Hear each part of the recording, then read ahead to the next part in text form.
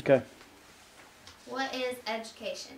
Is it the book learning we get from reading? Is it what we hear and retain in our brain?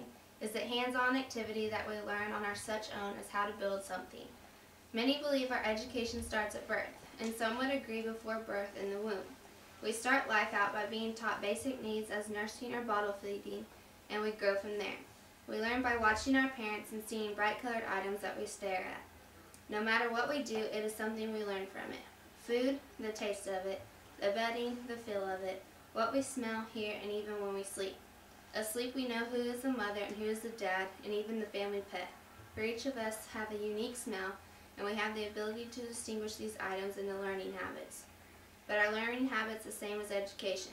Depends on how you want to perceive as your quality of life. Many learned habits can get you through life and make you a productive member of society. But what will your quality of life be? Many think that to be educated you must go on to school for college and have a degree before you're educated. I believe the most worthwhile educator is the person that raises you. What they teach you is what you make your decisions from. If they instill in you the need to better yourself and your surroundings, then they are teaching you that you need to do more and be more in this life. In our society today, if you do not have some kind of degree, then you will only get mean jobs. Education is what you desire it to be that fuels you what to do. If you want to teach school or college, then you must have a degree to teach. If you want to research for a new drug or cure for the common cold, you must go to college and get several degrees and spend lots of money to get the education that fits your career. No matter the money aspect, education is the most important thing in your life. Without education, then your happiness and abilities are limited. College, no matter what kind, is a life-changing experience. You change that day you step on campus. The person you were is gone no matter your age. You form a different mindset and find yourself thinking of things and ways differently. A good college professor can make all the difference in the way you think about a course. They can be passionate about wanting you to make good in their class, or they can just say, here it is, get it or not. Students usually hear from what other students whose classes are easy and who is hard, who wants you to learn, and who is there just to get tenure and a paycheck. Some students want the hard professors. They want to learn, and to learn you must do it from a good teacher. If someone would tell you this and you would not experience it, you would not believe them. To be educated is something that makes you feel different on the inside. You want everyone to have what you feel. You want to teach everyone what you know. You want them to have the feeling of being able to do anything they want to do. Most countries believe that to come to American, you have to accomplish any dream that you have, and you can't. You must just have a desire to do it. No matter how hard you may think it is to be educated, it is all the way that you look at it. If you think it's boring, a chore, or a waste of time, then you're going to have a tough time. If you look at it as it's going to better your life, your children's life, and make it easier for you to help the world, then it'll be fun. Have you ever met someone that couldn't read or write? My great-great-great-grandparents could not read or write.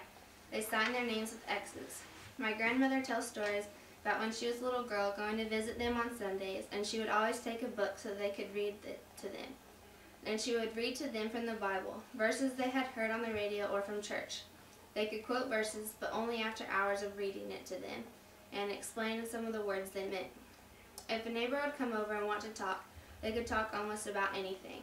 They knew somewhat about money, but in those days you charged at the grocery store and paid when your check came in at the first of each month.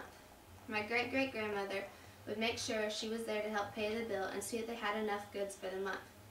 Now try to imagine at the age of 11, leaving St. Louis, Missouri alone, a runaway, no money, no education, not being able to read or write, and being what we call today a little kid.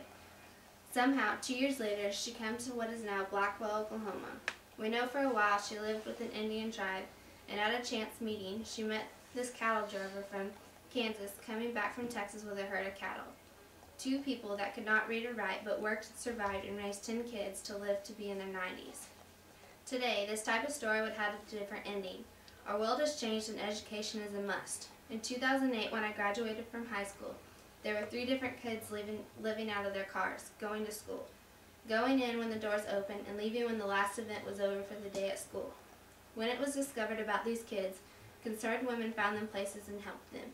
They desired the education that much to try to hide their situation and attend school had good grades. With each generation, the need for learning and the desire for education changes. I am hopeful that it will become where everyone has the opportunity to go straight from high school to college, never have to worry about if they can make it or not. College needs to be just a part of your continued education and be thought of as not 12 years of schooling, but 16 years of education.